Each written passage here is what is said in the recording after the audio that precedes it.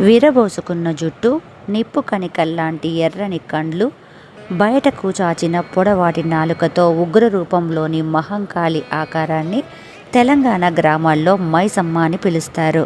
ఆ తల్లికి ఎన్నో పేర్లు, ఆమె రూపాన్ని బట్టి రకరకాలుగా కొలుస్తారు. కోటనే మహంకాళిగా భావిస్తే ఆమెను కోట మైసమ్మ అని, దొరల గడిని మహంకాళిగా తలిస్తే ఆమె గడి మైసమ్మ అని, కట్టకు పడిన గండిని మహంకాళిగా భావిస్తే ఆమె గండి మైసమ్మ, చెరువు రూపంలో మహంకాళిని భావిస్తే ఆమె కట్ట మైసమ్మ. జంట నగరాల్లో, తెలంగాణ గ్రామాల్లో మహంకాళి గుళ్లకు అనేక ప్రత్యేకతలు ఉన్నాయి.